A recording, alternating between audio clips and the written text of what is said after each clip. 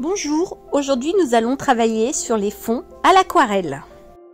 Avant de commencer, je voudrais remercier Annelise B Scrapbooking sur sa chaîne qui m'a aidé et appris comment faire les fonds que nous allons voir ensemble. Donc, comme vous voyez, je mets le masking tape tout autour de mon papier. Grâce à un die, en fait, j'ai coupé cette forme. Donc ça fait un petit effet couture tout autour que je voudrais préserver justement pour rendre un petit peu plus joli le fond que bien sûr je vais après mettre en carte. Alors pour faire mon fond, j'ai pris du rose, donc le fameux rose que je vous parle quasiment dans toutes mes vidéos, et du bleu cobalt. Grâce à ces deux couleurs, je vais faire un mélange. Donc le bleu et le rose, on va obtenir un violet. Et je vais faire mon fond avec celui-ci. On va même s'apercevoir que j'ai fait deux cartes de fond un peu différents, mais en utilisant toujours la technique qu'Annelise donne dans sa vidéo. Je vous mettrai d'ailleurs le lien en bas dans la description. Vous voyez, je prélève donc de la couleur, mon rose, et ensuite je prélève mon bleu cobalt. Et vous voyez, je fais mon mélange, hein, donc tout de suite on s'aperçoit de la couleur. C'est vrai que je trouve que cette couleur est très jolie, mais bon, évidemment, encore une fois, c'est une question de goût. Donc j'ai bien humidifié mon papier avant d'appliquer ma couleur. C'est voilà, justement un des conseils qu'Annelise donne. Et après, avec mon pinceau, je vais répartir un petit peu la couleur un peu de partout. Donc j'ai laissé à vitesse réelle, exprès, pour qu'on puisse voir justement l'effet de l'aquarelle avec l'eau. On voit que ça diffuse, que ça se répartit selon la quantité d'eau qu'il y a sur mon papier. Je trouve ces techniques très relaxantes, très agréables à regarder d'ailleurs, puisque on voit bien l'effet de l'aquarelle qui se répartit dans l'eau.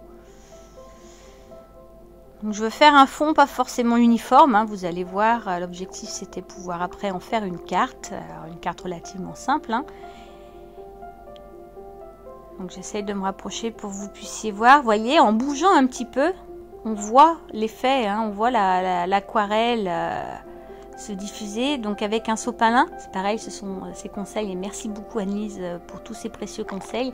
Un sopalin que j'ai humidifié, où justement je repasse un petit peu sur les contours pour pas que ça déborde trop, puisque je voudrais bien laisser mon bord blanc tout autour, mais que ça ne touche pas justement un petit peu l'effet couture qu'il y a avec le die que j'ai mis. Je laisse un petit peu sécher, vous voyez, mais pas trop quand même pour qu'il reste de l'eau, et je remets de la couleur, de la structure un petit peu de partout, à certains endroits. Alors au feeling, hein, encore une fois. C'est justement ce que j'aime dans les techniques d'aquarelle.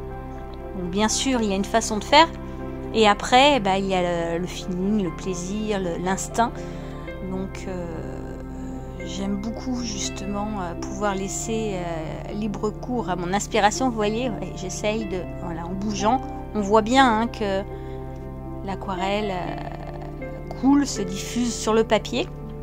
Alors j'ai pris un papier 300 grammes, hein, toujours pareil, puisque c'est quand même a priori donc le minimum. Je ne pense pas que le papier soit de la meilleure qualité qui soit, en tout cas pour l'instant, puisque j'apprends les différentes techniques d'aquarelle. Donc c'est vrai que je m'équipe petit à petit. Donc c'est un 300 grammes papier aquarelle que j'avais pris donc là chez Cultura. Alors on voit pas forcément très bien, il gondole un peu. Alors j'aurais dû utiliser justement la technique qu'Annelise nous donne, c'est-à-dire d'humidifier des deux côtés pour que le papier justement ne gondole pas. Je ne l'ai pas fait, et c'est vraiment une technique qu'il va falloir que je retienne pour les prochaines fois, pour voir justement, essayer aussi, tester et prouver que le papier resterait bien en place. Donc là pareil, j'ai refait un petit peu, j'ai rajouté un petit peu de couleur, donc vous voyez ça fait un peu plus violet, et je mets des petites taches un petit peu, et on voit hein, voilà, qu'avec l'eau ça se diffuse à certains endroits un peu plus, un peu moins, selon la quantité d'eau qu'il y a sur mon papier. On voit que là où c'est un peu plus sec, ça pénètre directement dans le papier, donc ça fait la tache entre guillemets directement. Et quand il y a un peu plus d'eau, on voit bien la diffusion.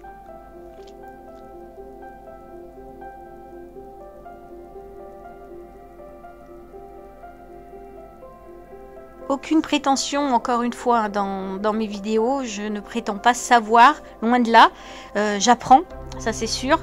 J'ai envie d'apprendre, envie de partager avec vous ce que j'apprends, puisque à la base, voilà, je suis formatrice dans mon métier et c'est quelque chose que j'aime communiquer. Donc j'aime apprendre et j'aime transmettre surtout, c'est surtout ça. Parce qu'apprendre pour moi-même, bon ok d'accord, mais c'est surtout pour après échanger et montrer que au final il y a des choses qui sont qui nous paraissent inaccessibles et qu'on arrive quand même à faire. Donc c'est vrai que c'est un plaisir pour moi de le partager avec vous. Un besoin en ce moment, mais ça on aura l'occasion d'échanger peut-être, de faire ou une FAQ ou un vlog pour expliquer un petit peu pourquoi, comment j'en suis arrivée à faire toutes ces vidéos, mais pour l'instant voilà, le sujet n'est pas là. L'objectif c'est de vous montrer comment ça se diffuse et comment on peut faire un fond un peu effet tache, un peu effet flouté. Vraiment à vitesse réelle. Je n'ai rien accéléré pour le moment, exprès pour qu'on voie bien le travail de diffusion du papier. Voilà, et puis je rajoute, alors là vous voyez un petit peu plus foncé justement. Vous voyez, on voit bien la couleur qui se diffuse sur le papier, donc forcément il y a de moins en moins d'eau. Alors encore un petit peu sur les côtés, mais au centre de mon papier, ça commence à bien sécher. Et voilà, donc quelques taches, quelques effets.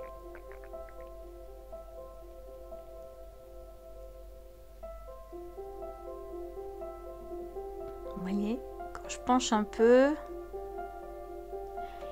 Je ne sais pas si vous voyez bien là où j'ai passé le sopalin tout à l'heure humide autour donc de cette tache là, ça ne se diffuse plus ou quasiment plus. Alors maintenant que je dis ça, évidemment on voit qu'en bas ça déborde entre guillemets, mais ça se diffuse plus au-delà. Donc c'est intéressant comme technique justement pour arrêter les débordements et permettre de laisser ou de donner une forme à ce que l'on souhaite.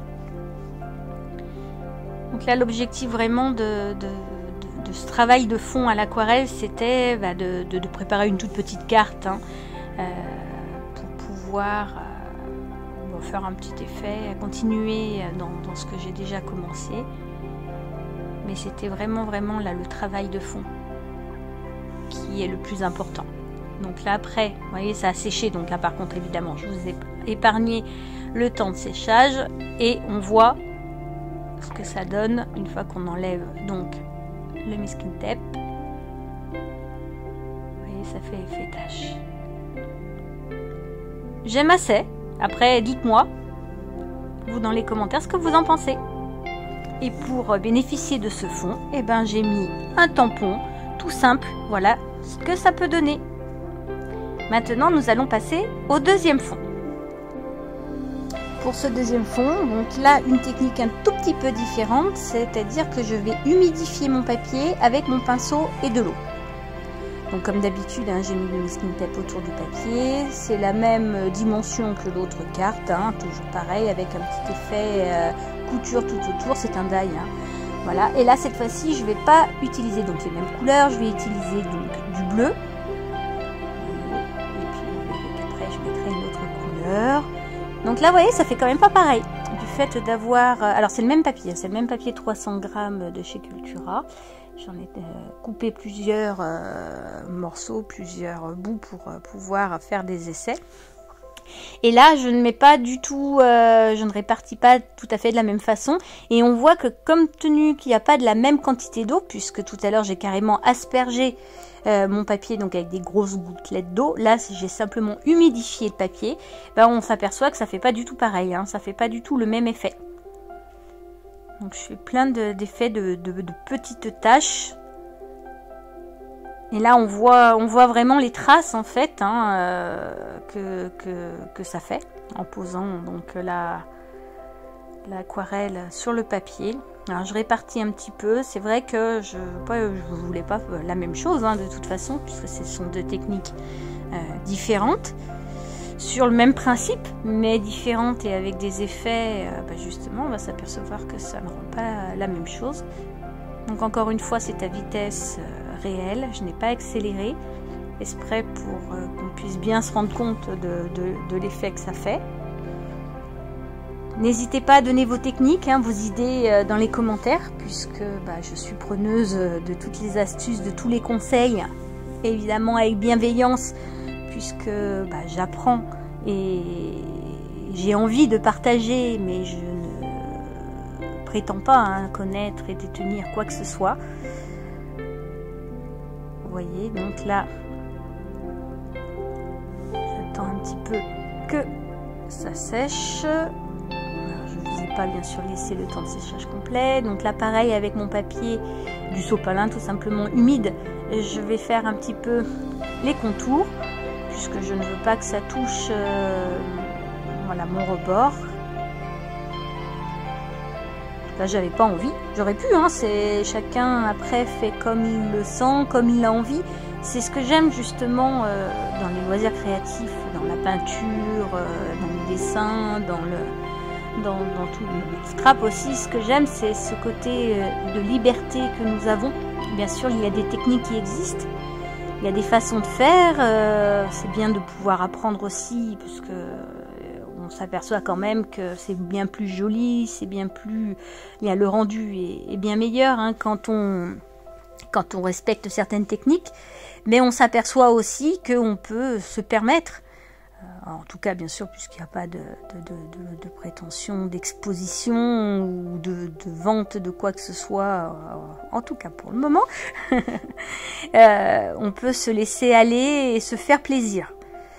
C'est vraiment ce côté se faire plaisir qui est le plus important en tout cas pour l'instant et puis que je veux partager avec vous. Vous voyez, donc là ça fait pas du tout pareil hein, que tout à l'heure, il y a beaucoup moins d'eau déjà.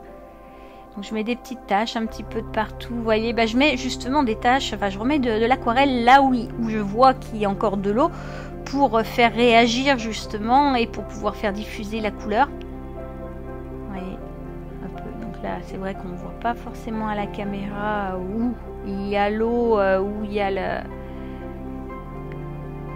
Alors après c'est peut-être mon côté imagination, mais c'est vrai que j'imagine déjà quelques fleurs qui pourraient être dessinées par-dessus. Je n'ai pas osé, pourtant j'ai eu envie de prendre un stylo et de dessiner autour de certaines taches que je voyais, de certaines fleurs imaginaires qui pour moi se formaient sur le papier, mais j'ai pas osé. Prochaine étape certainement. Voyez, donc je continue un peu de partout. Alors j'espère que ça vous plaît, que j'ai laissé la vidéo justement à la vitesse réelle, puisque c'est assez long de ce fait, mais c'était pour vous montrer vraiment le travail. Donc là j'ai attendu que ça sèche et je vais changer de couleur. Donc là cette fois-ci je prends du vert foncé, du vert clair que je mets sur ma petite plaque acrylique pour faire mes petits mélanges, et je rajoute du bleu. Ah oui, en ce moment je suis à fond avec le bleu et le vert. Vous voyez, ça fait turquoise, je sais même pas si on peut vraiment dire turquoise, mais j'aime beaucoup cette couleur. Et là, donc comme tout à l'heure, j'en mets un petit peu à différents endroits. Alors cette fois-ci, bien sûr, il y a quasiment plus d'eau hein, sur mon papier. Il y aurait possibilité d'ailleurs hein, de réhumidifier le papier pour pouvoir utiliser des effets aussi différents. Hein. On aurait pu faire comme ça. Ce que je n'ai pas fait puisque je voulais, vous voyez, pas trop que ça se diffuse. Je voulais faire des petites taches en plus du bleu que j'ai. Donc on voit quand même qu'à certains endroits c'est encore un peu humide puisqu'on voit que voilà la couleur se... Mais alors voilà, je sais pas si c'est mon imagination, si c'est moi, bon, je suis peut-être certainement un peu folle, hein, mais j'imagine tout à fait des fleurs, là. J'imagine vraiment... voilà.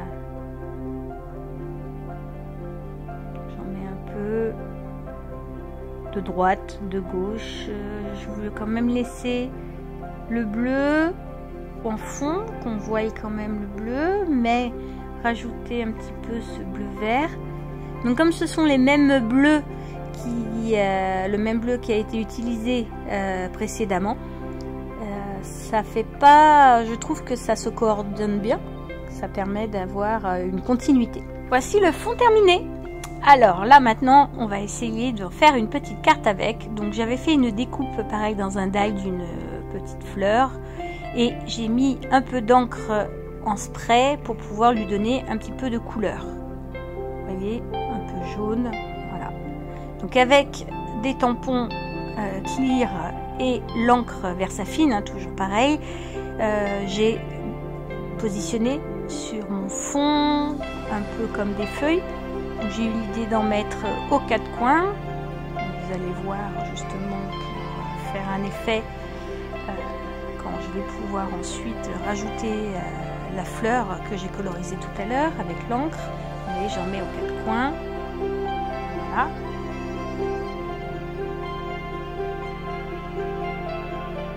Et maintenant, je positionne la fleur dessus. Je rajoute au stylo quelques éléments si on ne voit pas bien les feuilles. Voilà. Je regarde comment ça peut aller. Et je colle avec une colle liquide ma fleur. Donc je la colle pas de partout, je colle vraiment son centre pour laisser un petit effet quand même pas trop plat, justement comme si ça laissait un petit peu de volume du fait de ne coller que le centre. Donc voilà, je regarde comment ça peut faire et je la colle donc sur ce fond. Voilà, je rajoute quelques petits éléments au stylo. Vous voyez ce que ça donne. J'enlève le masking tape et je me dis bah il manque quand même des éléments.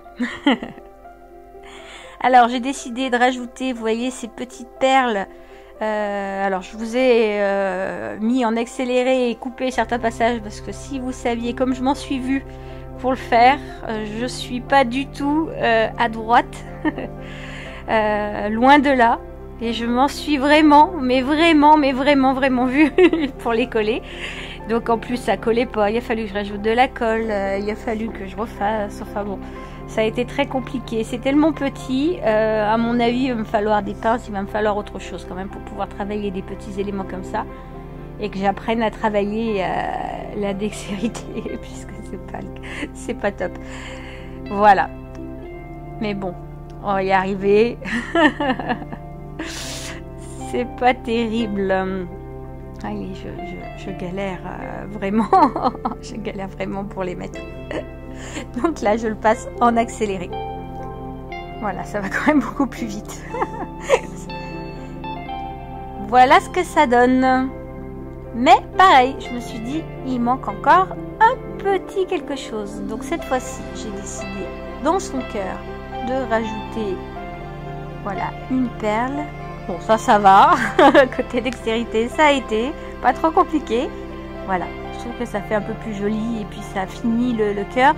Et j'ai rajouté donc hors caméra du blanc, voilà, des crayons, des traits de traits blancs un petit peu à l'intérieur pour apporter un peu de lumière comme j'ai l'habitude de le faire. Voilà, cette vidéo est terminée. J'espère que ça vous a plu. C'est un petit peu différent de ce que j'ai fait jusqu'à aujourd'hui. Mais si c'est le cas, n'hésitez pas, un petit pouce en l'air et à vous abonner.